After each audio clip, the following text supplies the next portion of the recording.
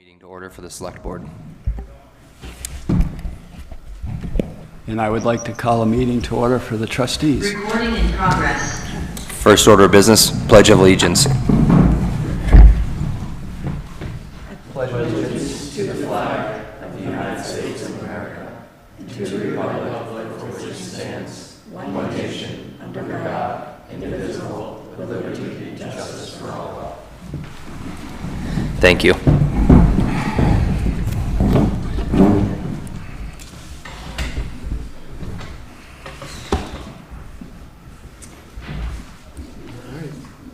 Well, thank you all for coming. I am going to share my screen as well. This is the public information meeting for the proposed merger between the town and the village. Purpose of this meeting is to field any questions or comments for the trustees and the select board before the charter, proposed charter and merger plan is put forward before the two boards, which will be realistically probably at our next meeting for voting and adoption. Then begins the process. Bless you, Alice. Then would begin the process of the legal process to move forward towards a public vote for the merger of the town and the village. Thankfully, we have one of our attorneys, Sarah Buxton, who is here, who has been working and drafting the plan of merger for the village and the town, which you all have. We've tried sharing this throughout the town. I'm going to actually share this on the screen so that anyone who watches the recording will be able to follow along. I've asked Sarah to do a brief overview of the proposal of the charter. Just kind of give everyone a brief overview of it, and then I guess we'll take any questions, comments, and go from there. So, Sarah, if you're going to have to use the mic, so thank you very much.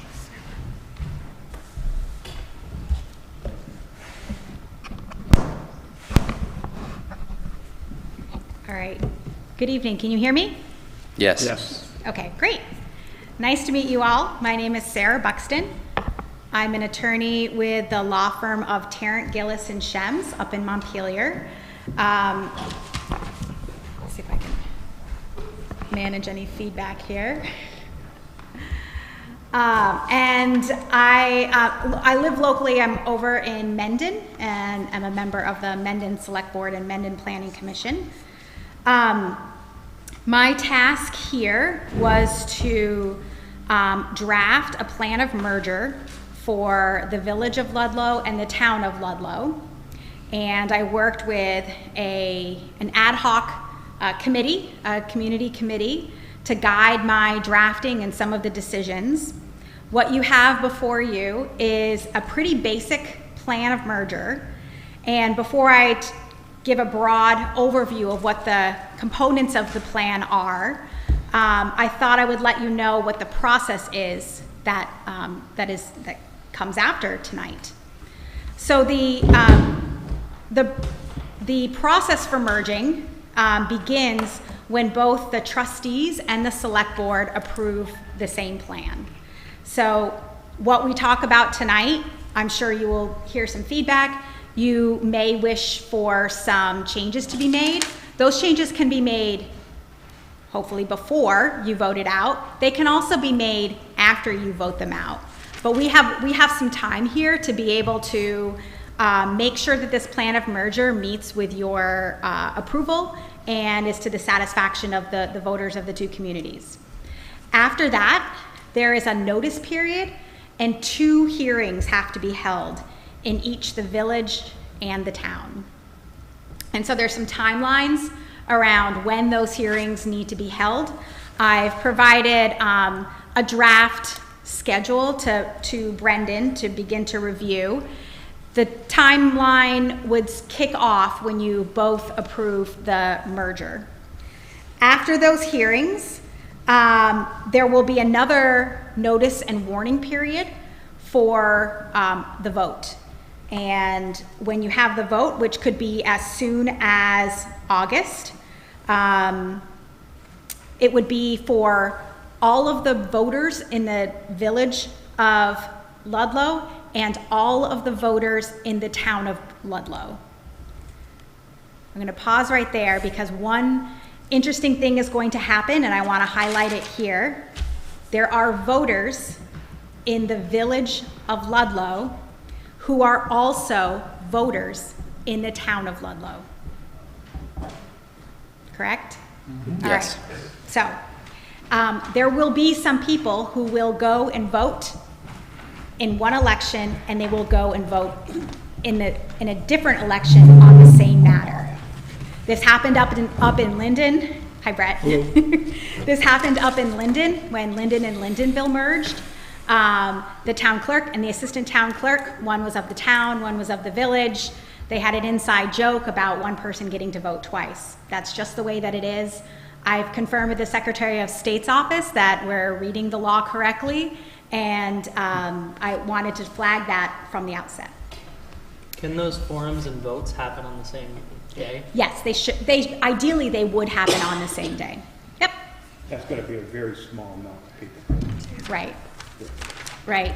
I think smaller than the village of Lindenville, the village of Linden. Great. If your vote does pass in both, it needs to pass in both the village and the town, there's a process to notify and provide information to the Secretary of State's office. And then the legislature has to approve this. So next legislative session, which will begin in January of 2026, members of your community, maybe some of you, will bring to your legislator or to the committee directly your charter. They will also receive notice from the Secretary of State's office, and you will go in front of the Government Operations Committee and explain any matters. If the legislature has any issues or any problems with any parts of the merger plan, which will become your charter, they may provide that feedback and may work with the community to make changes. It's very unusual for them to make substantive changes to such a plan. And I'll say from the way that we've drafted it, there isn't a lot of newness to this plan, and so it's unlikely to cause a lot of attention, but who knows with the legislature. All right, so now I'm going to move to the plan of merger. As I noted, this is my instruction was to make it basic, simple, and to try to achieve the status quo for the two communities. This will effectively repeal the current charter for the village of Ludlow and the charter for the town of Ludlow and replace it with this new charter for just the town, which will now be the merged communities.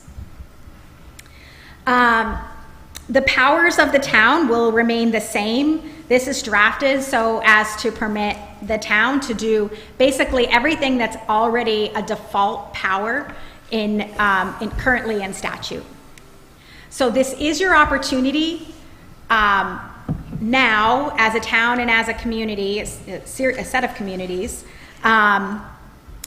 to contemplate whether there are things that you see other communities being able to do that you currently aren't able to do, and a charter is your mechanism for asking the legislature for permission to do that. An example might be currently if you had a public official on the select board or board of trustees and they just decided not to come to any more meetings for whatever period of time,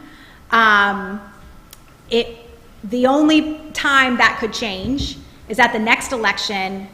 Either the person would resign, or at the next election you would elect somebody else. Some communities have provisions that say if you don't come to X number of meetings, your seat is considered vacant. So those are the sorts of things that some communities do. We don't have a lot of newness in this plan.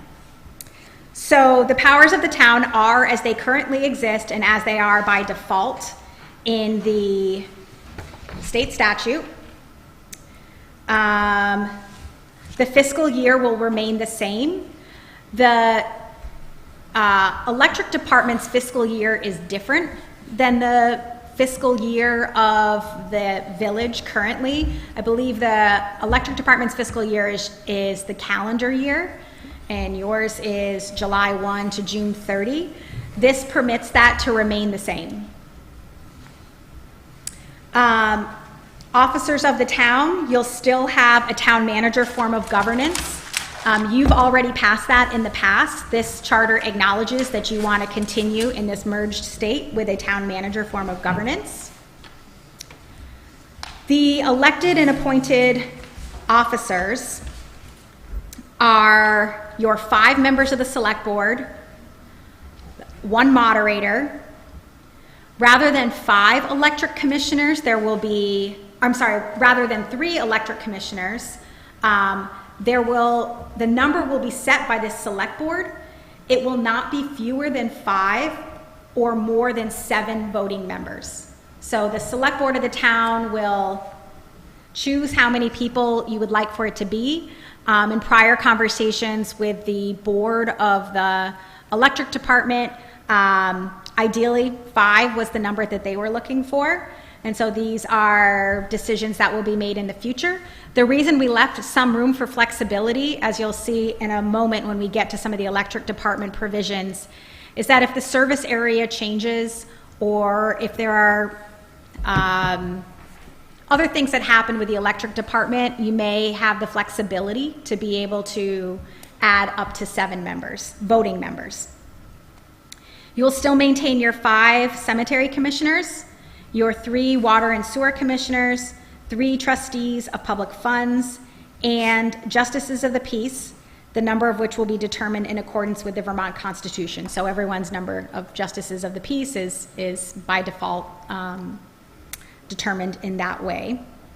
There were some officers here that we did change, and I believe it was because you might have recently just had a vote to appoint your town manager, right, and town treasurer? Not town manager. Clerk and treasurer. Your town clerk and treasurer. So you'll see that those offices are missing. Please definitely take a look here at this list. If you see things that you feel should be there, these are the sorts of changes that we can make. In the case of vacancy, in any of these positions, they will be filled by the select board. This largely mirrors what is in current law about how vacancies are treated, but we decided that we would still keep this in here just because it makes it really clear to anyone who's reading it what happens if there's a vacancy. Are those departments like set in statute, or like DRB or Planning Commission aren't on those? The DRB and so those are appointed positions. You can make them elected. Okay. So we're just kind of just taking what You're we keeping have. what you currently do. Yep. And most towns also appoint their Planning Commission and DRB. Select Board stays the same, and the terms are staggered in the same way that they are staggered here. Let's see. You'll see the differences in the power of the Select Board, which is different than how it may be specifically described in state law, is that they can set the number of commissioners, as we already noted, for the electric board. And it states that the term of the commissioners for each town will not exceed, the term for each of the commissioners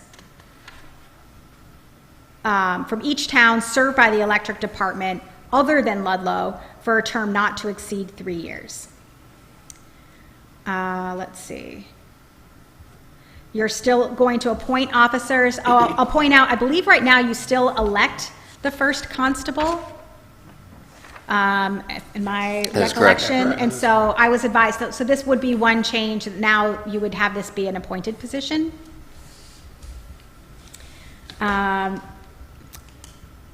You may also, the select board may also assign additional duties to different appointed officers, commissions, departments. That's also largely aligned with Title 24 in state law right now. And if there's anything else there that's different. Yep, so everything else with the select board, as far as I can tell here, is just as it would be by default under state law.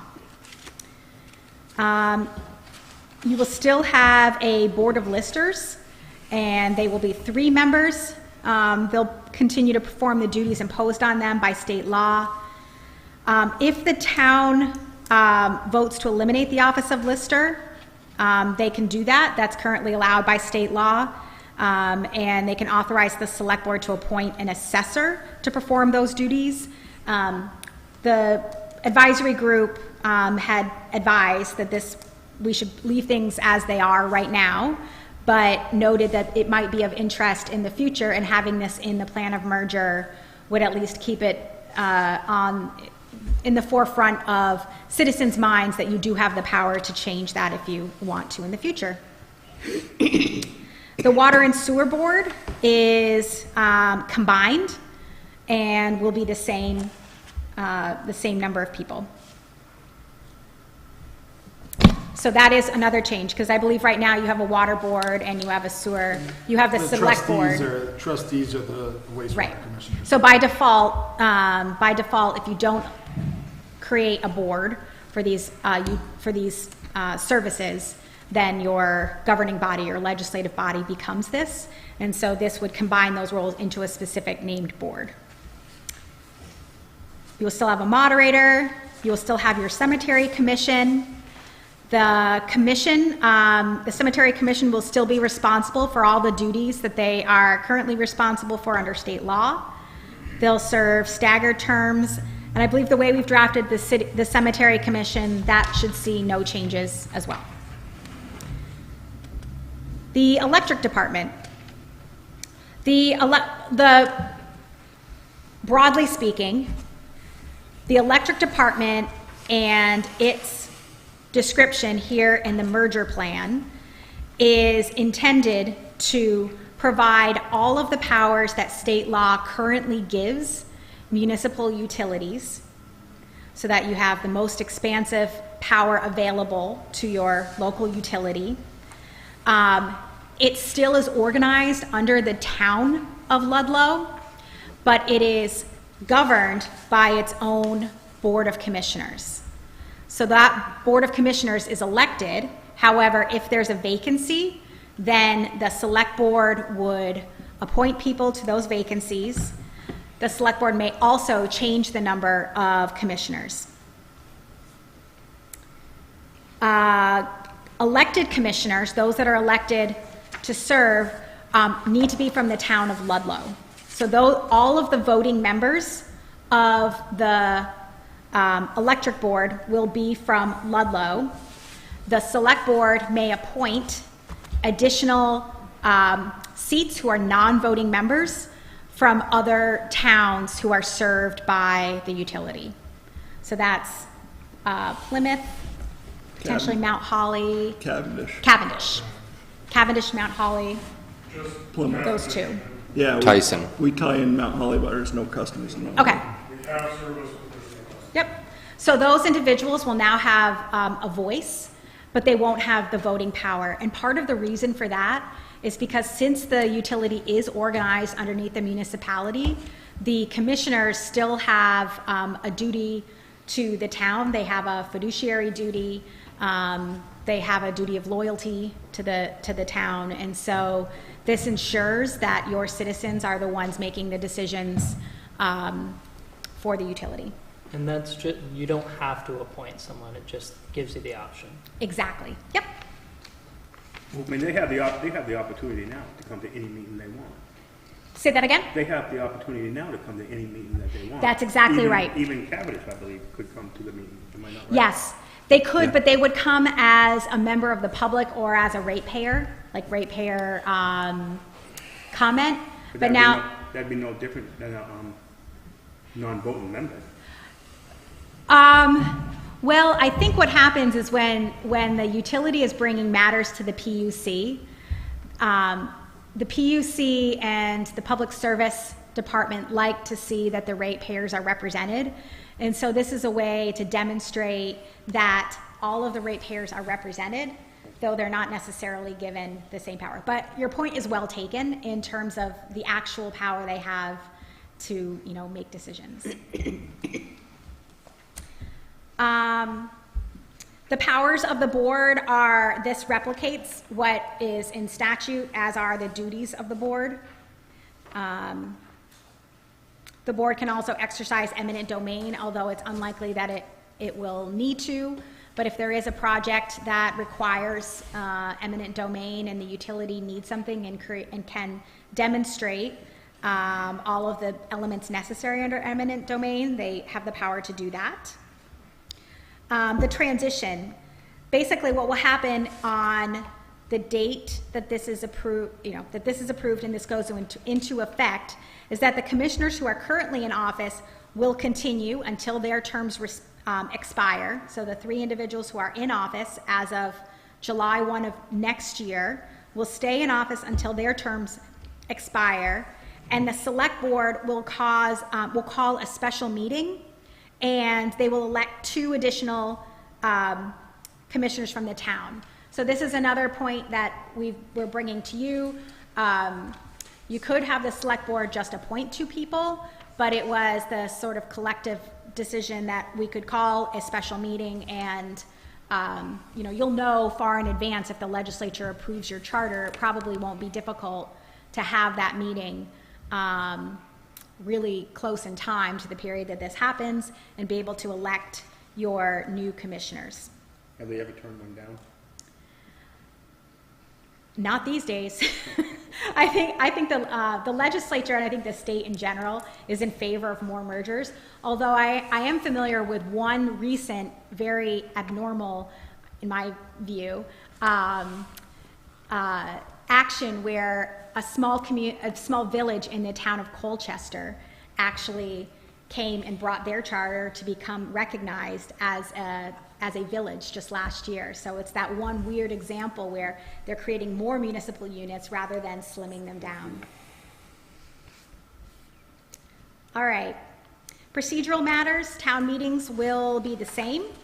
The same as they are currently for the town of Ludlow.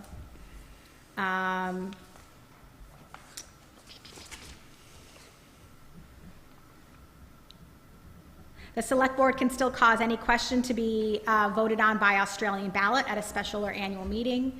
So you can still have the power to have those petitioned meetings, those petitioned, sort of matters of public question that need to be decided either because the select board has brought it forward or the proper number of citizens has brought it forward.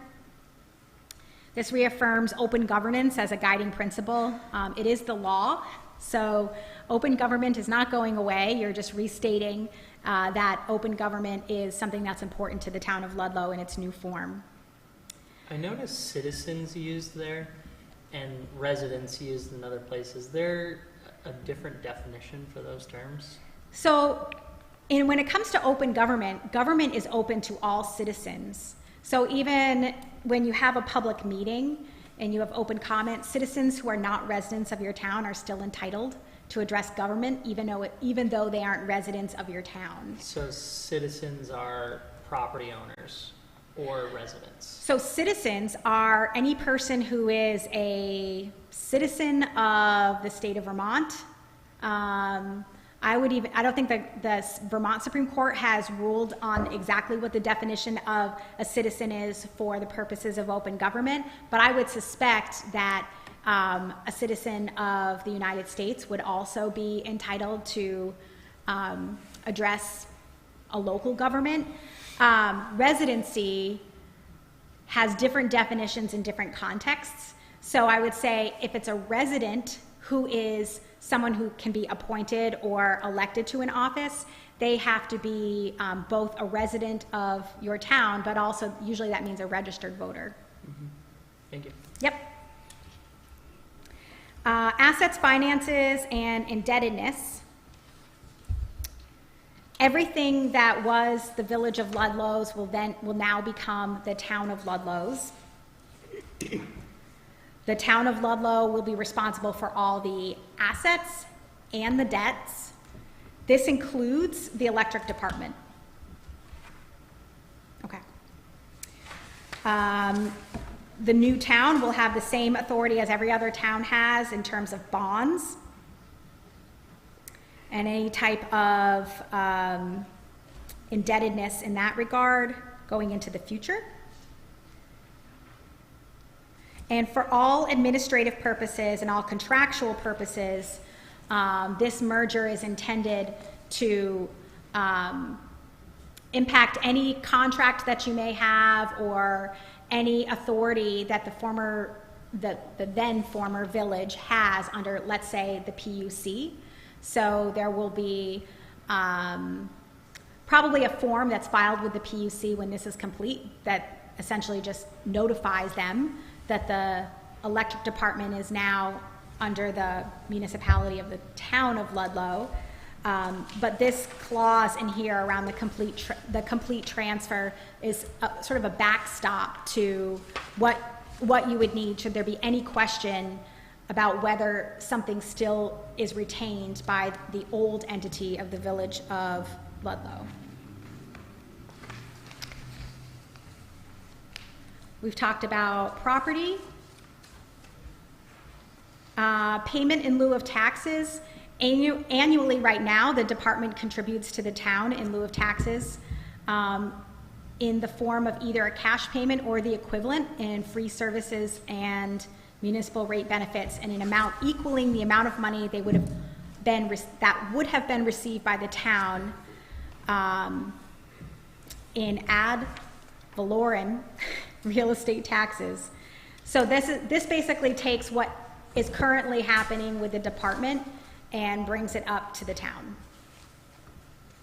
The department management, this clarifies how the department will be managed, and if you can kind of envision when you voted for a town manager form of government, this also ensures that the department management is managed by someone who is responsible and accountable to the board, but it also permits the board to appoint personnel and carry out policies or duties that the board specifically grants to it. So it will continue over from what the board currently has, which is a department manager. This would be called a general manager.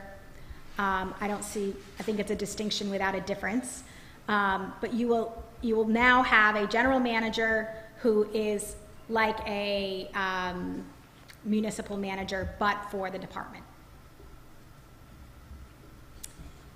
And the personnel policies of the department may differ from the policies of other departments within the town. So that's an important consideration. That's currently how it works now, where the department has, some of their staff are now collectively bargaining, they are unionized, they have their own personnel handbook, their salaries and benefits are set by the board. That will be as it is now once this transition is complete. The existing land use regulations, as I understand it, the village has recently updated their zoning and flood hazard regulations. And the proposal is, unless something else changes or you advise otherwise, everything that is in the Village of Ludlow zoning and flood hazard regulations, except for the sections related to the specific zoning areas and the dimensional requirements in those zoning areas, will become your new Town of Ludlow zoning and flood hazard regulations. Similarly, the subdivision regulations, which are either just due to be adopted, you'll see that this hasn't been filled in here. Either they've just been adopted or they're going to be adopted soon, if I recall. Yep, there it is. those will also be ratified and they will be the subdivision regulations for the town of Ludlow. So if we were, say we voted on it tonight and said, hey, we want to both do this. At that point, we really can't adopt any new, like, zoning regs or update that document until we're fully gone through everything. Is that? Well, so what I would recommend to you, it's not that you can't do it, it's that it's going to cause complication, because what you vote on and what you bring to the legislature and they approve will be what it is. And so if you're anticipating further changes, one piece of feedback I'll make a note for myself is if that's even in the realm of possibility, I can draft this to say as an effect as of the day of the merger, July 1, 2026, so that if there are changes that are made, but you would probably have to decide which is going to be the governing document. Is it the village or is it the towns? What would be wonderful if you have the capacity to do it, now that you've got all this time, a whole year, is perhaps you would begin the drafting process of pulling together both of those, the regulations, both the subdivision regulations and the zoning and flood hazard regulations, which I think has been the intent, if I understand it correctly, of the current process of updating. So we're mostly broken down into like different districts that have, each district has, so those will remain unchanged. Yes. Okay, so that if Yes. you live within what is presently the village book, right? You live in residential zone 2, and those rules, those are all Yep. going to stay the same. Your It's really setbacks. it's just the title of the document that will change. It is, yep, so all of your the zones and the specific dimensional requirements. Yep. And anything that's specific to that zone will stay the same. Okay. All of the rest of the zoning regulations, when I worked with your zoning administrator, we looked at the different articles and everything else that has to do with the process. Right, those are all the and same. Those are all for the both same. places, yeah, Mhm. okay. I just Yep. want to make sure that we're not taking a step back, because there's been a lot of hard work to Yes, figure out what zones and what rules, and, yeah, okay, thank you. yes. And if there's any continued concern about that, certainly make sure you put your eyes on this section and say, I want to make sure that such and such happens, and I'll go back and make sure that the language is, crystal clear about what you intend for it to be on July 1, 2026. No, I'm just making sure Yeah. that instead of having like 5 documents, I'll have like 2. Yes. Yeah, so, okay. That's right. Okay, That's just make right. sure, thank you. Sure. And then finally, continuation in office or employment. Basically, the employees of the town and the former village will continue in their office or employment, including the officers, employees of the former electric and light department. It'll just be called something else. It'll be organized under something else. And so I've checked in with your different town administrators, your town manager, to ensure that there's no concern about the continued employment of any person, and it sounds like you're all organized in a way that's going to make this pretty seamless. Finally, if there are any past, present, or future rights, claims, actions, orders, contracts, or legal or administrative proceedings that are in progress or that arise in the future that affect the town or the former village,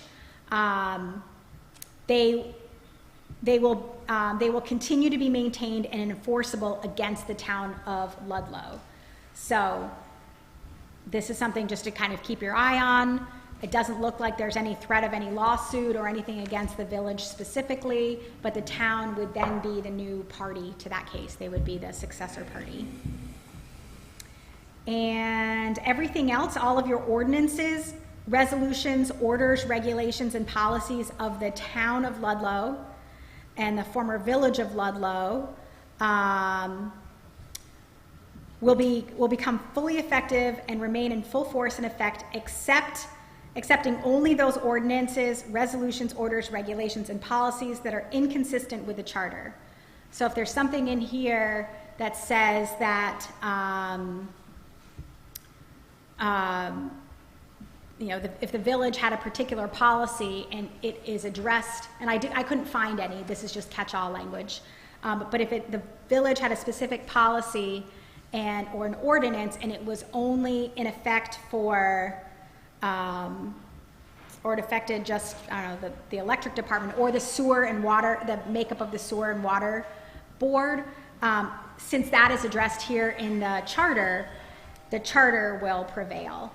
But if it's not addressed, then it will still continue in effect, and the likely outcome of that will be, it will come to your attention as the select board, and you'll determine whether or not you want to reauthorize it as a select board, or if you want to do anything different and sunset it. And it will take effect on July 1, 2026.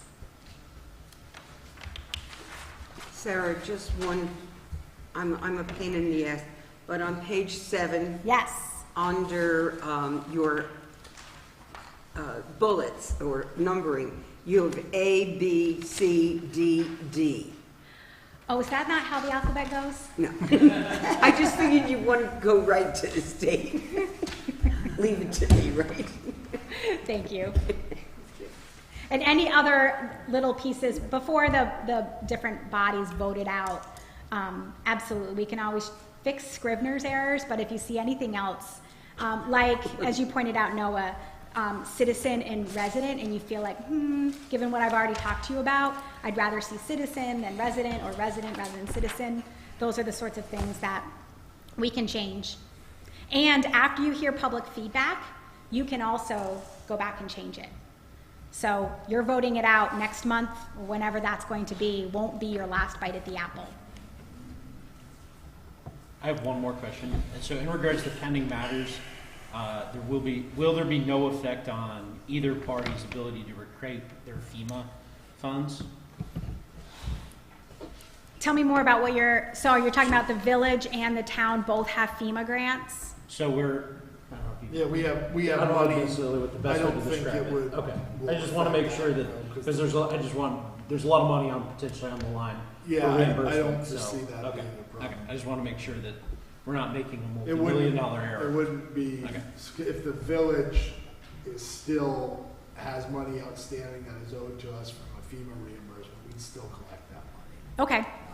I can verify with I just think my emergency management, but. And I can even just add, it can't hurt to put in a sentence that says, should there don't be. know how much- I guess that would be, outstanding I guess for that the would be village, but- more a question for FEMA or Vermont Emergency Management, that if Yep. by chance. The successor. Right, We still have money yeah. outstanding in the village were to merge, are they gonna say, oh, well, the village doesn't exist anymore, so we're not paying? Right, That's right. what I'm saying. That's a good point, George. Yeah. You're the successor organization. Yep. Thank you. Yeah. Thank you. Thank you, Ms. Buxton. All right. Thanks.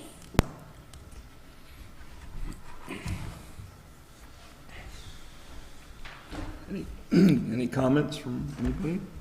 Bruce?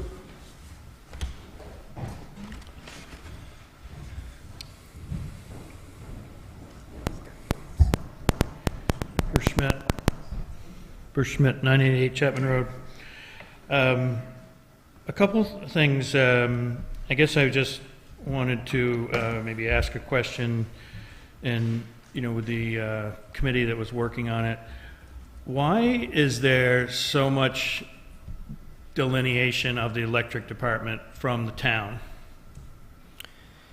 It was my understanding, I served on the committee, it was my understanding that it is already operational as a semi-independent organization, and to streamline it and make it more geared towards our current statutes, that's how we crafted it.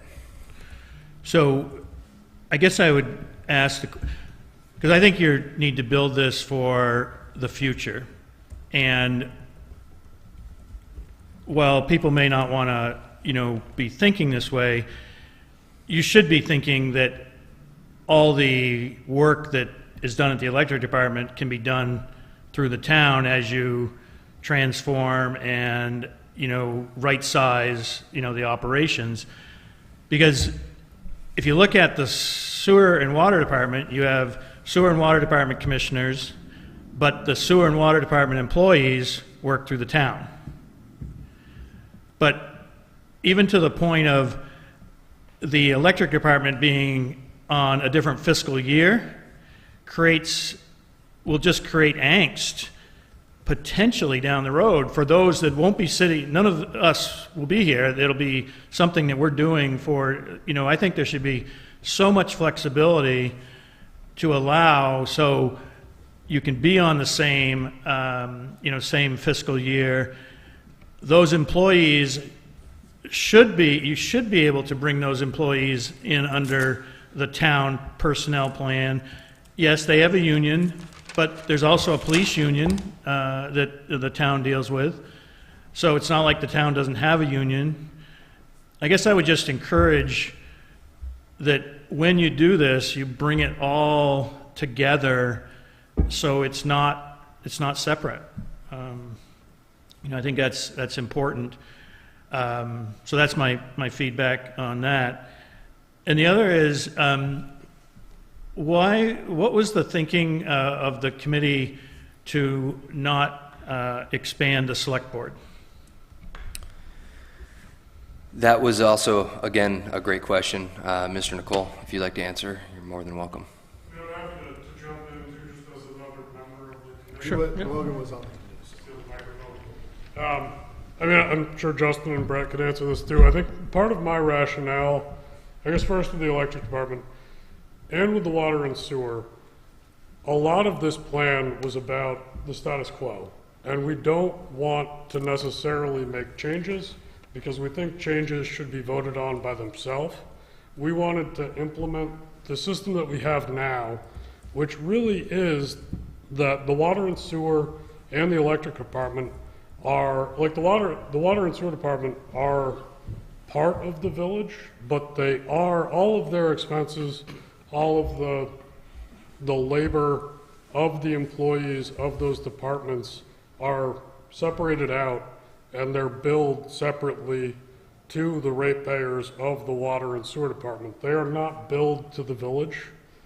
And so that only, when they're working on the water and sewer lines, it only affects people that are ratepayers now of those systems. And the electric department is the same way. Everything that happens under the electric department goes to its own budget. It goes to the ratepayers of the electric department.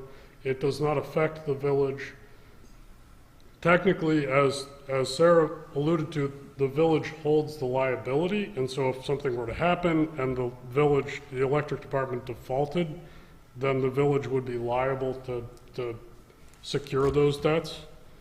But otherwise, the electric department operates as its own entity, and all of its bills are paid by only the ratepayers. The water and sewer departments right now work the same way. They are only, all the bills go to the ratepayers. Any costs of running the system go to the ratepayers. The village is liable, technically, for those departments if they were to encumber debts that they couldn't pay on their own, but everything is actually paid by the departments themselves.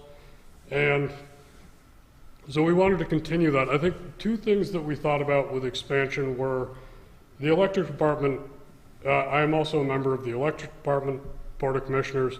We wanted to expand the board because we only had 3 members.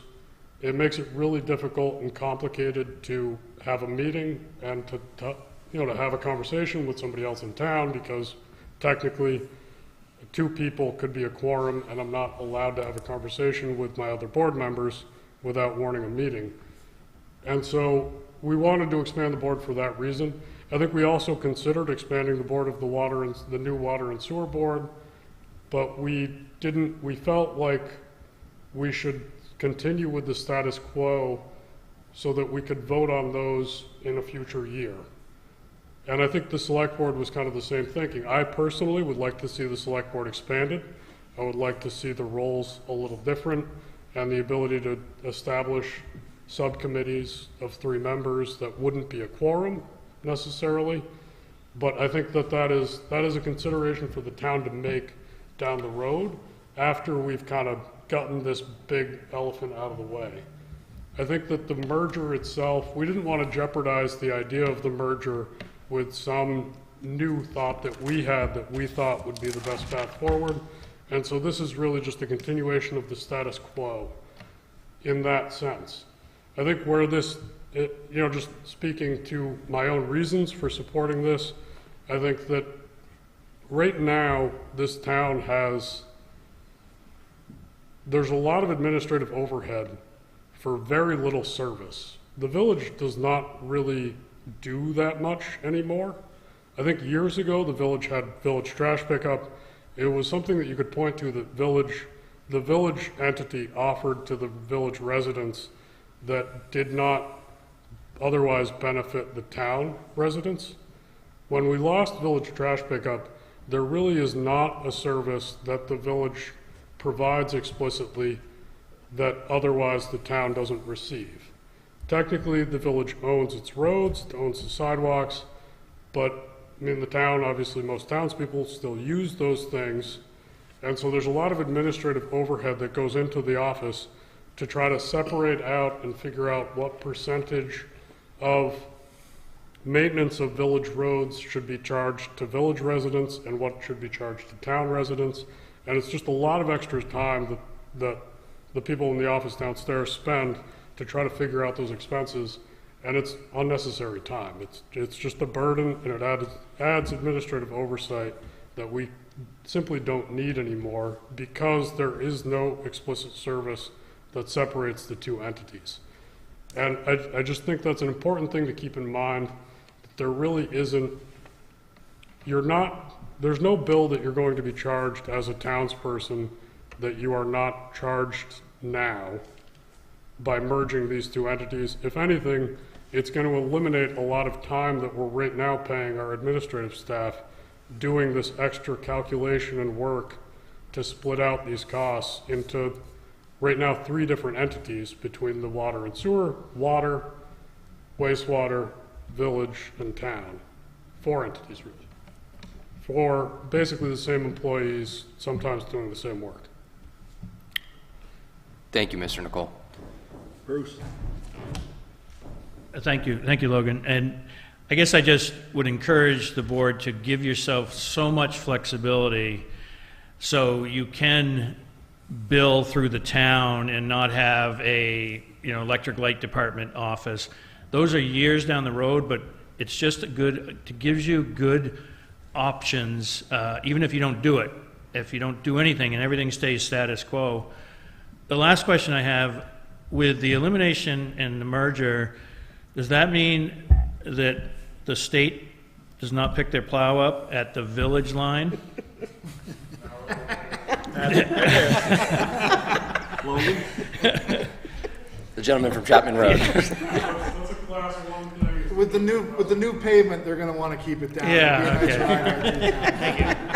Thanks, Bruce. Mr. Schmidt, I'd like to just parlay on quickly what Mr. Nicole was saying. I remember you were championing I'm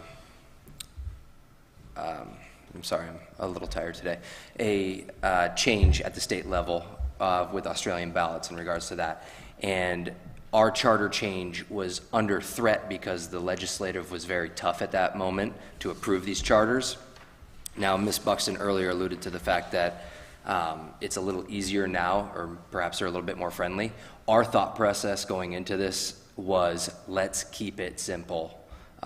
Let's get this passed, let's merge, let's understand what that looks like, and hopefully make it a streamlined or easier process at the legislative end, and then we should go back and scale what I consider to be pertinent topics. And I did bring up the fiscal year changes and why not merge the electric department and everything.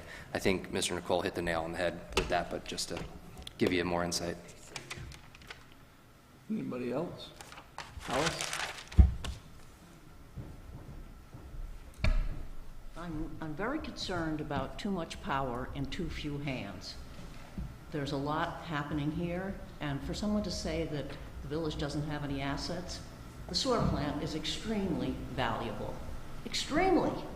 And I don't, this perhaps wasn't the place to address it in here, but what's the procedure going to be when everybody is a member that can use the sewer plant?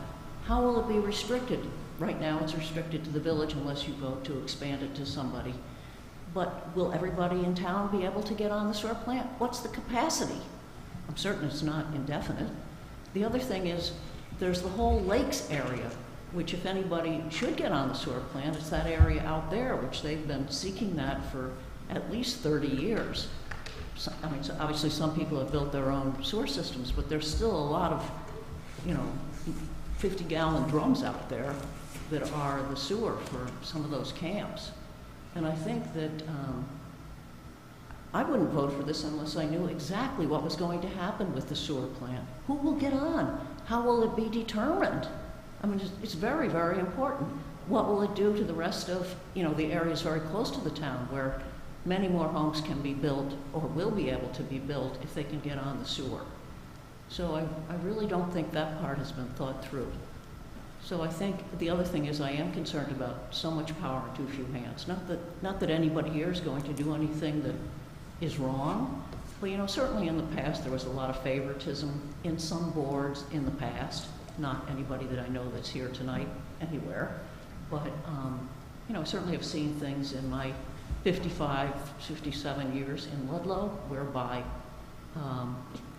favoritism was given to sometimes a family member or to somebody who's a friend of somebody. And with regard to the sewer, people will feel a lot of pressure to let people on, and how exactly will that be decided? So, good luck. I appreciate that. Thank you, Ms. Nicka. Can I make a comment? Go ahead. Alice does bring up a really big point, particularly with the Homes Act, that drastically changes our ability to govern expansion, and they specifically outline being able to be connected to sewer and water. And so in the areas that can be connected to sewer and water, there is drastically different regulations that we've basically been force-fed by the state. So if there is, and I agree that in certain aspects this could lead to major implications, at least in the zoning world, which is already complicated enough, you could expand and have the very tiny developments or building that's in the village could expand, because if I'm correct, doesn't the sewer end right before your road, Alice?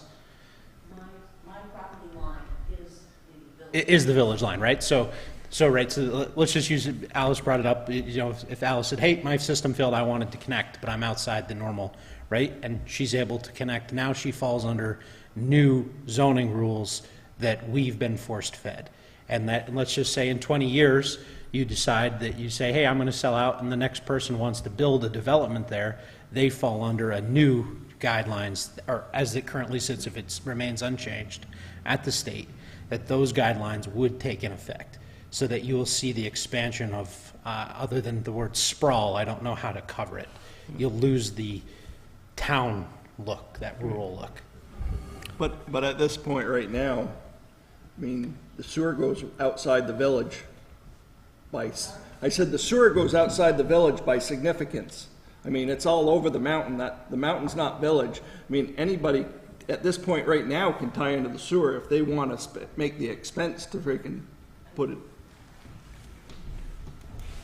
I know, for instance, Jackson Gore is on. Right. And that was voted to put them on. With my house being located right on the village line, and this isn't the reason, I'd love to get on the sewer, and asked, probably 20 years ago, maybe more, and was told I could not get on. I was not in the village, and the pipes are very near me. Yeah, you're right at the top of Gill Terrace. It's a matter. But I wasn't in the village, so no, you can't get on. So, I mean, that's not the issue of why I say it. I mean, I think the sewer plant is so valuable all round. It's really controlling a lot right now. I think it's very, very important to understand what assets we do have, and moving into the merger, we have to look at all angles. Most townsfolk have spoken about the electric light department as being a potential issue, so we focused on that and we worked through that. The wastewater, I think, is probably a statewide issue. I know Manchester is dealing with that on certain parcels of land that are for sale. I know different communities around Vermont are grappling with that, and I'm unfamiliar with the new changes that Mr. Tucker just made. But moving forward, it has always been, if you want to get on sewer, you'll have to pay, like Mr. Sanderson alluded to. I was always willing to pay and offered to pay. No, you can't. What is I'll our check back once this merger comes through. What is our capacity right now? Where are we at? We have a fair amount of capacity. What that is for overages in terms of gallons right now, I'm not sure, but I think the last number was that our plant is operating at about 60% capacity right now. So there is, and it, kind of the same with so we could handle the capacity very easily. Same with water, that I think I mentioned before at the village meetings that we have issues, and the water commissioners, that we have issues with the water department, that we don't, during this time of the year, we don't use enough water. So we have issues with balancing the pH, that we actually have to get rid of some of the water. So more ratepayers in some instances would be good. We also have to look for, there are businesses and companies around here that are looking to add on currently to do expansion projects. And how that looks at a state level and a local level, I guess, remains to be seen at this point. Logan? Alice obviously brings up great points. What I think, though, is that I really just don't know why I don't see the merger really affecting any of those things adversely or really changing the outcome in any meaningful way. I think the idea of representation is a good one. I think that's something that we have an opportunity to build on. That's why I think long-term, I would like to see the Water and Sewer Board itself be 5 members or, expand somewhat.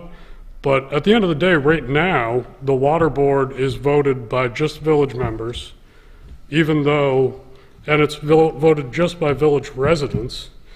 And I mean, I go to village meeting, mostly. I vote in village meeting regularly. There's regularly only 30 people that show up to vote on the village ballot. Most of the races are uncontested. There's very rarely anything contentious, but there's 30 people that vote year after year on those positions, on that budget, and those positions are what governs who gets on the village water system, and the village trustees are the ones that vote on whether people get on the wastewater system. And so I think by expanding the voting of those positions to the town, you're increasing the representation potential there. I think this does not actually affect who is eligible to be on the village water or sewer system, because right now we already have people that are in the town that are on the village system. We have people that are on the village that are not on either water or sewer or electric department, and we have people that are outside of the town that are on village electric. And so it really, the boundaries of the village have had no bearing on whether you were on water and sewer or electric for many years at this point. And you could get on by a vote of the respective boards of those bodies anyway. And so that's where I think that there is some misconception about what the village currently does and what those lines mean. I think the idea with the Act 181 stuff, which is that was the Act 250 bill last year, that's some of the changes that George was talking about. I'm not sure if it would affect anything. I think it's a valid point and something to look into. But really, at the end of the day, if you're within the area that's capable of being served, you're right that we do have some obligation. But I don't think whether or not the village boundary lines exist really matters, because we've already broken that boundary line in other cases like the Mountain and Jackson Gore. I think that there's not really, and we have the ability to serve outside, and we have considered serving other places like the golf course recently, we have talked about adding service out to the golf course and to the Rubley Lane Apartments. Very recently, we've talked about that, and so those are all expansions that would have gone outside of the boundaries of the village as well. And so I don't think that there's any change, substantial change that would bring. I think it's something to confirm, but I really don't think it matters in that case, specific case. Thank you, Mr. Nicole. Anybody else? I got another one. So the way it currently is set up, I think of like water, wastewater, electric as utilities that the town is providing. Is there a reason, and maybe it was just how it was set up, that like they aren't set up as necessarily like town employees and having that like personnel policy? Like that seems like something where, you know, we're a town of Ludlow. If you know, we have this in our policy, it should be for everyone involved. Speaking about the electric department. Yeah, electric department specifically. Like that was written out specifically in the charter to be separate. Mr. Nicole can answer that better. If memory serves, it had to do with the PUC. With the electric department is explicitly, I'm not sure. It might have more coming back from the PUC or the PSD. I think in general, the idea is just that there are people that don't want to pay for something they're not getting. And so there are people within the village that are not on village electric. There are people in the village that are not on village water, and there are people in the village not on village sewer. There are people that are not on all three. There are people that are on any combination of the three. And so people don't want to pay for a service they don't receive. And so if you had those employees all be employees of the town, then you are paying for those employees to do things that you don't get. And so by separating them and keeping them and billing them all separately, we are only charging people that are on the water and sewer system. When those workers are working on the water and sewer system, we're only charging the ratepayers of those systems. With the electric department, it's the same way.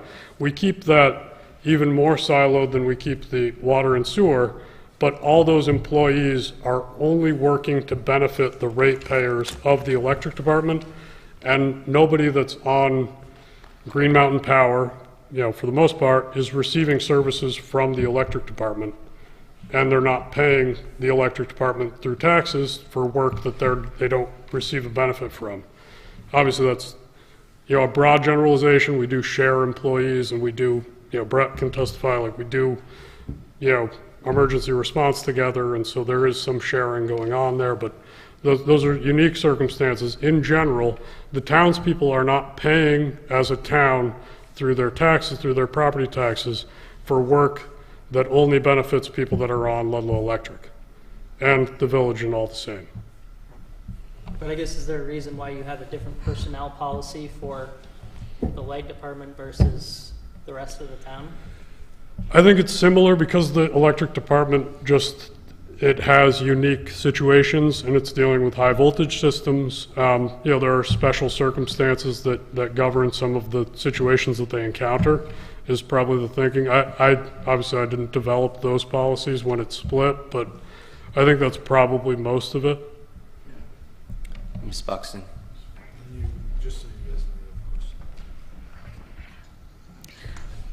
So I just want to clarify that different towns do it different ways. And I'm quickly skimming your old Village of not your old, your current Village of Ludlow charter. And I believe, you know, there's Stowe. Stowe has a municipally owned and operated utility. Linden does. Hardwick, Barton,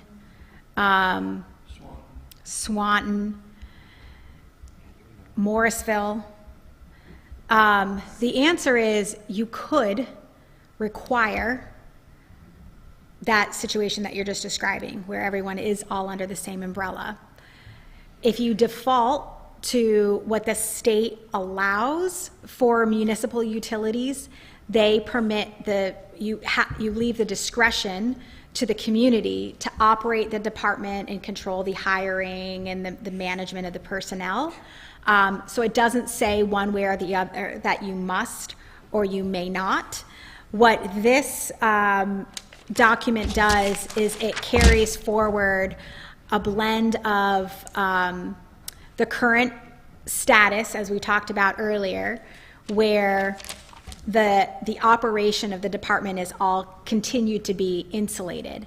And I think what I'm looking at, just from a quick skim of your charters, I think it came back from your charter being a little different, which predated some of the state law that allows municipalities to manage things like personnel policies. That did grant the ability for the department to do just that, probably for a lot of the same public policy reasons that Logan just stated. So the legal answer is, if you want it to be different, we can expressly say it shall be different, or you shall have the opportunity for it to be different. But currently, it is set to be the status quo. Thank you. Eric?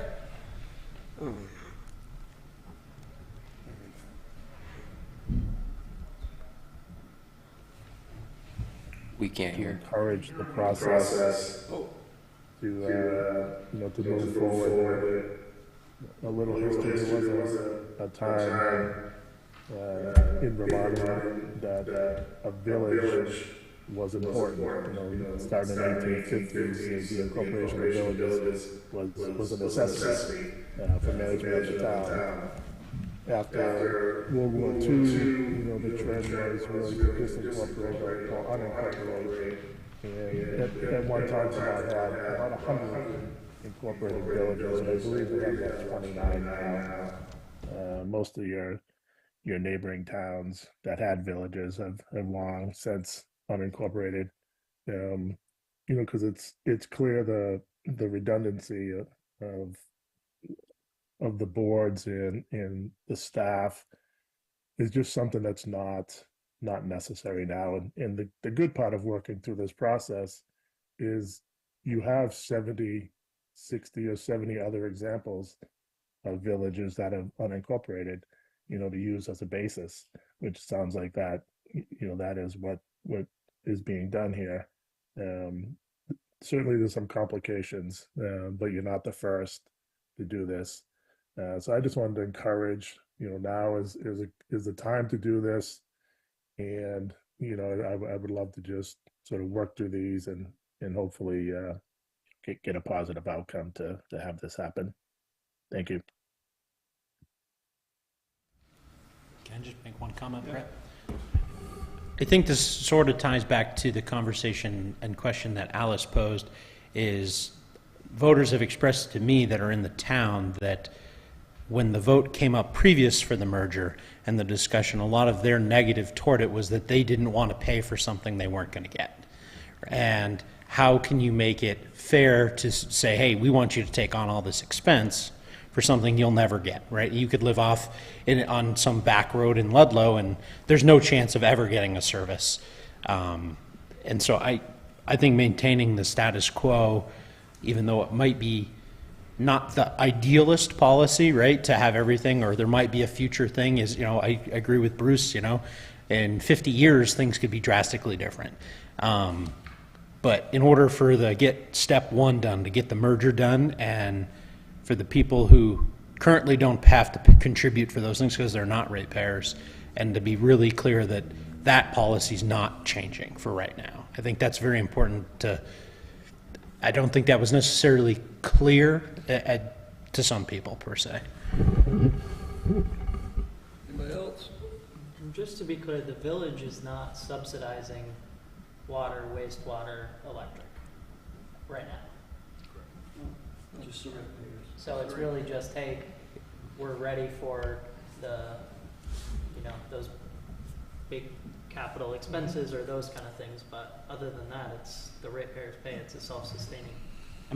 I mean, really, it comes down to the administrative burden that we're going to be reducing. I mean, do we have an idea of what the estimated reduction of I know that's a hard estimate, the idea, but I mean, you're going to be doing, in one regard, like 50% less doling, I bought 4 bales of hay, 1 goes here, 2 went here, 1 went there, right? It's going to be 3, So I think that, yes, there's some redundancy that was talked about, but also I think some of the disadvantages that I've, in my short time here that I've run into just, with natural disaster, differentiating between a village and a town with FEMA and Vermont Emergency Management is a disservice to the town, because you are running two different entities.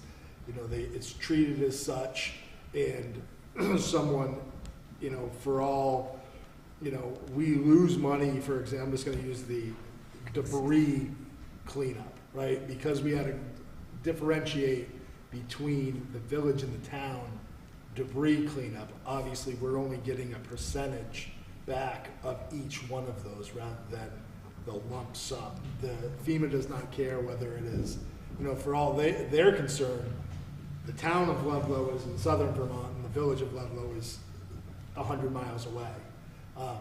So that is a distinct challenge that we faced, along with, applying and funding for grants, state and federal grants. Paving grant. We've beat that horse about the access road. It streamlines our, I guess, availability for funds, where we do run into projects that, well, we can't fund it completely because one entity is higher or lower on the priority list than the other. And it creates a little bit of burden that ultimately falls on the taxpayers. So again, yes, the redundancy, it will be, the folks in the office and in the clerk's office will be breathing a sigh of relief if this goes through. That'll be like Christmas morning. But there is a lot more outside. We don't have, I think Sarah alluded to it when we first started here, and there are a few towns that have gone through this, and they have a different highway department for the village and the town. They have, those are separated, and there are two different departments that may or may not get along.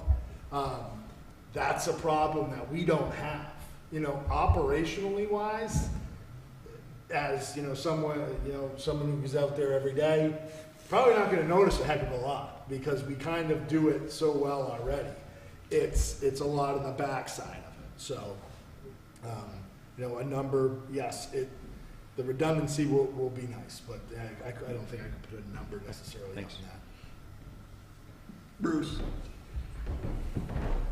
Just one final, and this is, I think it's a great discussion, but I think it's really important to, the water and the sewer are not separate from the town, because those employees are tasked to go work, even though their time may go to a different department. You'll see a sewer employee working up at the transfer station. You'll see them working. You don't see that with the electric light. You see support for the town, and I agree, you need to keep it separate. My point continues to be, make this so much so that the select board can make changes down the road to, because if you want to be separate, then you have employees that are billing out for water and sewer. It's done through the town. You have employees that they do their own work, and right now it works really well. I think it's a really good thing, but don't kid yourself that just because there's a board of water and sewer that it is separate, because it is not. And the electric light definitely is, and I think the town has done a really good job of keeping separate, so those employees that work water and sewer, people that don't get the water and sewer aren't paying for them. But I think it's blended through time. So I think it's just something, but I think this is a really good discussion, and you should all be applauded for the work you've put in to get us to this point, because many before have not been able to. And I had a discussion with Mr. Brown a couple months ago, and he's like, it'll never pass, you guys never, and you guys are really working hard to do it, so good job. Thank you. Thank you, Mr. Schmidt. Mrs. Buxton. One final comment that may ease some of your concerns. The legislature in 2022, I believe, passed a provision that permitted towns who are operating under a charter to suspend their part or all of their charter upon a vote of the town, so a townwide vote. You may suspend part or all of your charter for up to 3 years in order to abide by a provision that already exists in law. And so an example of that might be prior to changes about whether or not towns could vote to have a municipal manager, a town may have a charter about how that management structure might work. A town might now, after 2022, pass by a townwide vote a provision that says, hey, we want to not operate under our charter. We want to do what otherwise we could do under law, but we accidentally tied our hands in that darn charter vote. You can do that now, and that 3 years will provide you time for your town to repeal part of your charter, maybe to work for a year under a different operational structure to see if you want to go back to the way that it was. But it is a really unique feature, and I do have one client, one town, Montgomery, who just utilized it this past March. So I don't know of any other towns who've used it quite yet, but if there is something here that you feel like is a little bit, you're a little unsure of, know that so long as the legislature doesn't change this, you will have that flexibility upon a vote of the entire town to suspend, and you won't have to go through the entire charter process that requires the legislative sign-off in the future. Thank you for that. Yep. Is that a repeatable process or a one-time only thing? Repeatable process. Okay, thank you. Anybody else? Yeah, I got two more, and then I think I'm done. So everything in that charter is set in stone unless we want to pursue, do that 3-year thing or do that. But if we said, hey, we want to up the water and sewer commissioners to 5, we need to do this whole charter process. Did the committee, was there any look at, hey, 3 or 5 select board makes that decision similar to electric light on there? If that's, one of those, hey, we don't want to rock the boat too much, but it gives us the option down the road. And then the other point was, I guess similar to, if we're doing status quo, select board village, we have 8 members. Justin's doing double duty, so you could keep that status quo, bring it into 7, but obviously you chose to stick with 5. So what is everything else is pretty well outlined, but what is the plan with the 2 boards for that change? Yeah, I actually brought that up, Noah, because I do serve on the trustees and the select board. So it was my original preference to have a 7-person select board. Again, we opted for streamlined process and not to redevelop the boards. There was a couple back and forths. I think the majority of the committee was on the side of 5 members. The reasons for that we can go, I guess, more into, but we didn't really want to restructure any of these boards. And we also found, I might be speaking out of turn here because I am very tired, but the water commissioners, we were filling those seats and we were having trouble having people fill that board already with the 3. So we found it didn't behoove the town to make it a 5-person board because we were having trouble finding 3 people at that time. Mr. Nicole. Yeah, I don't have too much to add. I think my recollection is similar to Justin's. I think there was a very specific problem with the electric department. We felt like because the service area has expanded so much over the years that really we should be to 5 members at least of town members. We recognize that we serve Plymouth and Proctorsville, Cavendish. And we have no representation from them, and so we wanted to create that extra 2 seats, that avenue to have some representation from those towns. The Water and Sewer Board, yeah, maybe it was just the benefit of me being an electric commissioner that I really was, front and center on the committee, saying that I felt like there was a specific case and a reason to expand that board. But we didn't have, a member from the water commissioner to speak to that explicitly. I think for myself, I would like to see the select board expanded to 7, and I think it would make sense for reasons, but I think that my thinking with keeping it at 5 for now was a bit of that, like, I don't know where the town is on that issue. I didn't want expanding that board to 7 members to be the reason that the merger got defeated, and, keep it at what it is now, and, vote next year to see if you can expand the select board, expand the water and sewer board, vote on those things later as separate issues was kind of my thought process with those ones specifically. And so what does happen, say this goes through, in March you're going to have 5 select board members, 3 trustees. How does that merge in July? So in July, the 3 trustees no longer hold a position. The 5 select board members hold their position.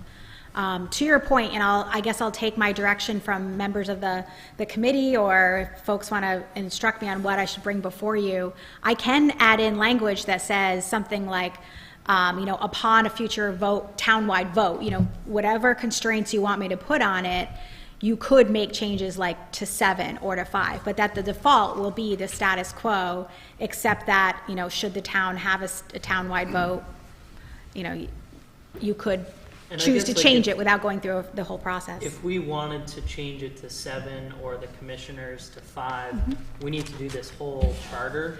Well, that's what I'm saying is, the nice thing about charters is you build, it's your own rules. So if what you vote out says that in your charter, upon a future vote of the town of Ludlow, the town may expand the number of select board members to 7, you can, and this is how it will look, those members shall be, this is what the terms will be. We can put that in. I think that, judging by And the same thing with conversation 5. tonight, that we have the default, it is what, right Yeah. now it is, but kind of what we've been talking about, leaving room to expand and change without going through this process again, but if we wanted to expand the select board to 7, we could do that Do a townwide vote. Sarah adds the language, we could do that at a vote Town meeting, any yeah. time of the year. When we have a vote, we could just have that on the ballot. Yeah. I think that's a great option to have. It doesn't handcuff us, but it also allows us to do it like we do everything else, rather than, Yeah. this is cumbersome, and I wouldn't want to have to go back and be like, man, something this easy, we should have done that, but now we have to go through months of planning this again. So having those things, I think, is a key. I had similar language under the listers and assessors, saying listers are as it is, but should the town ever decide they wanted to move to an assessor situation upon a vote of the town, which is what can currently happen under state law. So I can kind of mirror some of that same language and bring that when you're ready, your boards are ready to look at that. Yeah, I think that I'd like to see that. It just gives us that flexibility, and I'm sure you're not cheap and going through all of this. I'm super cheap. Ms. Buxton, I'd like to ask you one question about that. Because of the proclivities or the direction of the legislators, adding too much quote-unquote vague language or open-ended language into this document could jeopardize this entire charter process. What will happen if the legislature thinks you're vague, or you're moving in a direction where you're going to have some sort of a power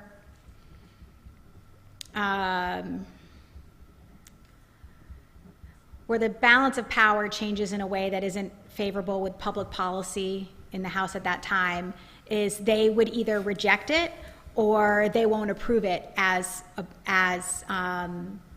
passed. Which means we would have to go to the next session? No, actually, no, they can just strike it, and probably a group of you will be there lobbying and perhaps even negotiating with them. If there's something they don't like, they'll ask the town to come in and explain itself, and you'll do that, and then they'll say, we're not buying it, and a group of you might say, well, how about this? And that's how it will be. Thank you. Yep.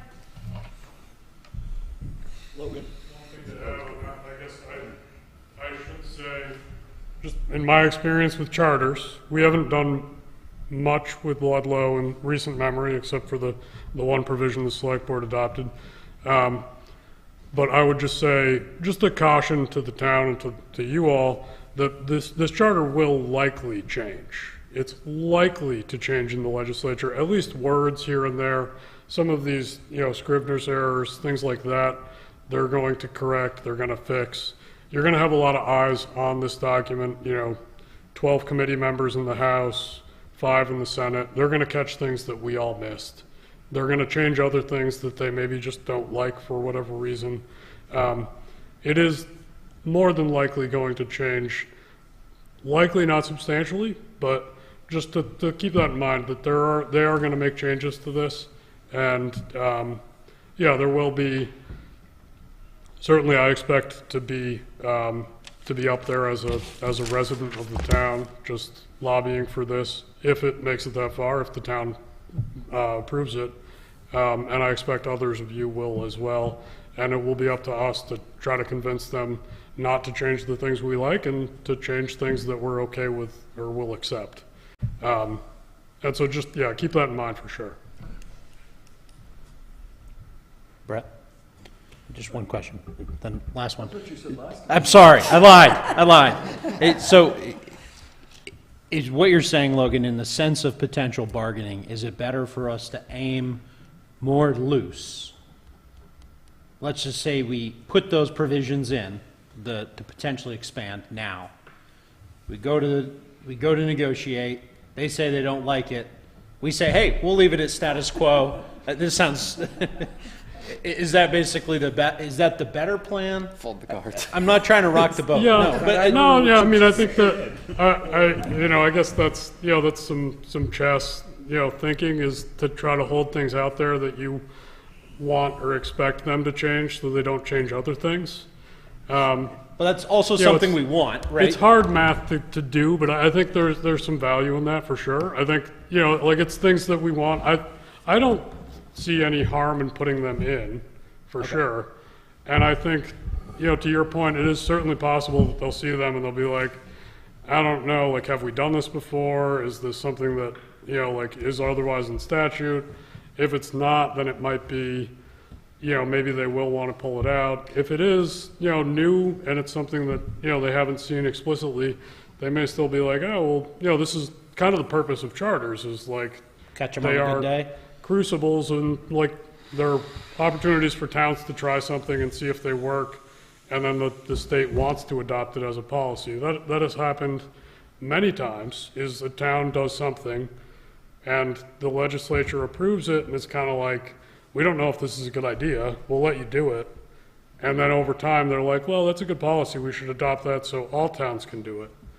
And then, so that's certainly a possibility in this case and others. Thank you. Yeah. Anybody else? That's it? So I would, I guess, course of action, we do have back-to-back select board and trustees meetings coming up. We have some next week, then first week of June. So I will put this, I think it's good to for us all to take some time, digest what we talked about tonight. We'll have it on the agenda for meeting on Monday. I'll converse with Sarah about some of the new things we spoke about. We'll go over it at least on Monday and Tuesday, and then at that meeting we can decide what the next step is. And we have, if we do say, hey, we're feeling good here, we can go and we have another board meeting in another week. So I think that's. But I think tonight was very was very good, and thank you, Sarah, very much. Great job working on that document, and thank you, fellow committee members, as well. I have a motion to adjourn. Motion to adjourn? Second? All those in favor, signify by saying aye. Aye. I'll make a motion to adjourn the trustees meeting. I'll second that. All in favor, say aye. Aye. Thank you. Would Thanks, the everybody. gentleman and those two other people kindly give me your name for the attendance? Come on. Come on.